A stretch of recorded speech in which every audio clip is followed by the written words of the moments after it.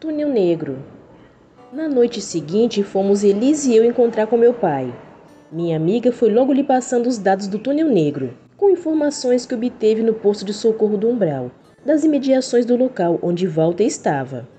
Obtive os dados com o orientador do posto de socorro, Caminheiros de Jesus, explicou Elisa. Colônias ou postos de auxílio têm quase sempre a previsão exata de quantos desencarnados vagam pelo umbral e de quantos moradores existem em suas cidades. Isso no seu espaço espiritual, para facilitar socorros e orientar socorristas. Assim, tínhamos nas mãos um mapa do local, com as medidas de todos os compartimentos do Túnel Negro. Seu chefe era mesmo Natan. Estavam anotados quantos colaboradores ele tinha, quantos escravos e abrigados, como também todos os detalhes importantes da fortaleza por dentro. Meu pai leu todos os dados e entregou a folha a Elisa e nos convidou. Vamos! Volitamos até o umbral e lá fomos andando. Observamos tudo. Perto do Túnel Negro, paramos e examinamos bem o local. Ficamos ali poucos minutos e voltamos. Amanhã voltaremos, disse meu pai, só que um pouco mais tarde, e de lá tiraremos os que quiserem sair. Agora vou ao posto, junto ao centro espírita, para organizar tudo. Estávamos caminhando, Elise e eu mais próximas, e meu pai a uns 2 metros de distância, quando ouvimos: café com leite! Uma branca, outra negra, leite com café. O desencarnado que falou riu alto, gostando do que dizia. Elisa o observou e dirigiu-se a meu pai. Sr. José Carlos, por que tanto preconceito? Ontem mesmo por aqui, nos chamaram de branquela e negrinha. Muitos ainda dão valor ao exterior de tudo, até das pessoas. Preconceito racial tem sido a causa de muitas desavenças terrenas, pois longe estão de entender o que a pessoa é realmente. Vendo somente o exterior, criticam tentando ofender. Esse indivíduo tanto quis ofender a uma como a outra. Tivemos e teremos com certeza muitas existências, vidas físicas pertencendo a várias raças. A cor da pele muda, conforme nossa necessidade de aprendizado, ou por reencarnarmos em determinado local da nossa terra. Podemos ter sido vermelhos, amarelos, negros e brancos. Aqui no umbral também há preconceitos e muitos. Existirão preconceitos, até que entendam ser temporário a pessoa vestir um corpo branco ou amarelo. Nosso espírito é e será o mesmo. Devemos tirar lições dos diferentes modos de ser externamente para nosso aprendizado e progresso. Meu pai fez pequena pausa e concluiu. Muitos têm medo de olhar para dentro de si mesmos, porque só irão encontrar inferioridade e o grande vazio do nada. E sem a comunhão com a vida, quase sempre o preconceito racial vem à tona. Assim não gostam de olhar os mais evoluídos que eles, pois ao vê-los confirmam sua própria pobreza. Eis a razão da maledicência. Ao denegrir a imagem do próximo, sentem-se melhores que os alvos de suas críticas. Ainda não conseguem ver, reconhecer todos como irmãos. Eu, se quisesse, disse Elisa, poderia agora que possuo um corpo perispiritual ser diferente, modificá-lo e ser branca, ou com feições orientais, mas a cor não me faz diferença. Amo todas as raças e permaneço como fui em minha última encarnação. Para os que compreendem, o exterior não faz diferença, disse rindo meu pai.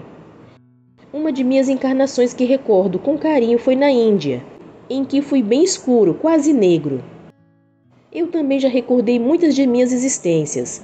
Também já vesti um corpo físico negro, e isso não me fez diferença, pois tive nessa encarnação alegrias, tristezas e problemas comuns de encarnada, como em todas as outras oportunidades. Senti-me bem em ser negra. Meu pai tem razão. Tudo é temporário, tudo passa, e nós ficamos com o proveito de cada encarnação. Despedimo-nos. Cada um voltou aos seus afazeres. Eu voltei à colônia Vida Nova, Elisa ao hospital da colônia Perseverança e meu pai ao posto do centro espírita. No outro dia nos encontramos e nos juntamos a um grupo de 20 desencarnados, trabalhadores da equipe do Centro Espírita, da equipe de meu pai. Conhecia quase todos. Cumprimentamo-nos alegres e rumamos para o túnel negro. Sabíamos que Natan estava sempre ausente à noite, quando se dirigia com frequência para perto dos viciados encarnados, dizendo que pesquisava o efeito das drogas nos corpos físicos. Saía sempre com seus colaboradores diretos. Logo chegamos. Íamos entrar, meu pai, Elisa e eu, além de 5 da equipe. Os demais nos esperariam por perto. O túnel negro por fora parecia mais com um castelo, desses europeus antigos, cor cinza e com algumas janelas pequenas. Natan não confinava seus moradores que ali entravam e saíam quando quisesse, havendo prisões só para os que o desobedeciam. Mesmo os que ali estavam e que eram usados para experiências, estavam conscientes do que ia acontecer.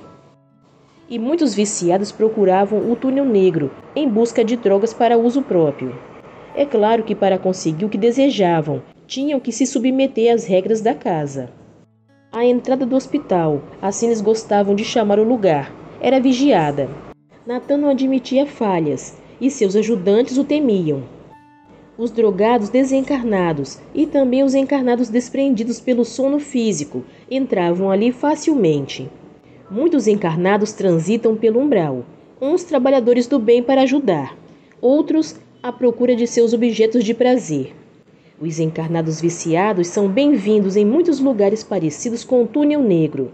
Isso porque lá recebem incentivos para continuarem no vício e também orientação para viciar outros.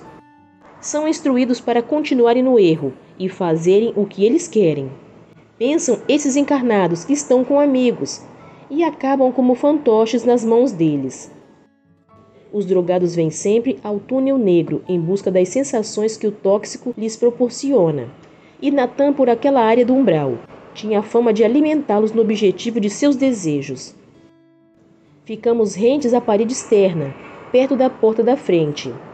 Os guardas estavam no momento do outro lado, quando meu pai, representando um viciado, entrou na saleta como se procurasse drogas. Veio atendê-lo uma enfermeira ou atendente, uma desencarnada que anotava tudo o que se passava por ali. Acostumada a receber encarnados, atendeu normalmente, sem desconfiar de nada. "Quero falar com o Dr. Natan", disse meu pai. "Ele não está no momento", respondeu a mulher. "Chame-o para mim", insistiu papai. "Não posso importuná-lo e não sei onde ele está. Você vai ter de aguardar." "Vá chamá-lo, moça", falou meu pai. "Trouxe um material que há tempos ele procura." A mulher virou-se e entrou por uma porta, indo a outra sala. Rapidamente papai nos deu sinal para entrarmos. Passamos da sala para um corredor e por muitas outras salas ou cômodos. Ali não havia enfeites como costumamos ver nas cidades umbralinas. Existiam muitos corredores e, para iluminar a casa por dentro, colocaram achortes nas paredes. Viam-se também alguns quadros com desenhos alucinantes que tiravam a monotonia do cinza de suas paredes. Havia ali poucas cadeiras, parecia só ter o essencial. A casa possuía área de lazer e acomodações particulares aos seus moradores. Eram cômodos parecidos uns com os outros. As prisões eram celas pequenas individuais. Logo após, entramos numa grande sala e nos separamos em grupos. Meu pai entrou no laboratório, olhando tudo sem mexer em nada. Possuía bons equipamentos, demonstrando que Natan e sua equipe eram estudiosos. As salas em que entramos eram chamadas de enfermarias, e sabíamos que numa delas Walter estava. Esses locais em nada lembravam os da colônia de socorro, ou mesmo os que existem em hospitais terrenos. Estávamos perto do laboratório, quando, pegos de surpresa, os guardas que estavam dentro da casa não reagiram, pois foram imobilizados pela força mental de nossos amigos. Quando entramos na enfermaria, a visão que tivemos foi tão patética quanto horripilante. Não havia leitos, só umas espécies de cabides nas paredes e com vários desencarnados dependurados, como se fossem roupas velhas. Elisa e eu ficamos perplexas diante de tão triste visão. Minha amiga sufocou um grito quando viu Walter entre eles. Correu ao seu encontro, tirou-o de lá e ele caiu em seus braços. Meu pai veio até nós e, em fração de segundos, foi tirando todos e colocando-os diante da porta, para que nós duas os encaminhássemos para a saída. Não conseguíamos movê-los. Apavorada, indaguei a meu pai.